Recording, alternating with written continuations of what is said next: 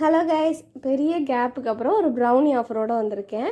So both egg and eggless வந்து இந்த month வந்து நம்ம ஆஃபர் போடுறோம். ஏன்னா இது புரட்டாசி மாதங்கிறதுனால நிறைய பேர் எக்லெஸ் கேட்குறீங்க.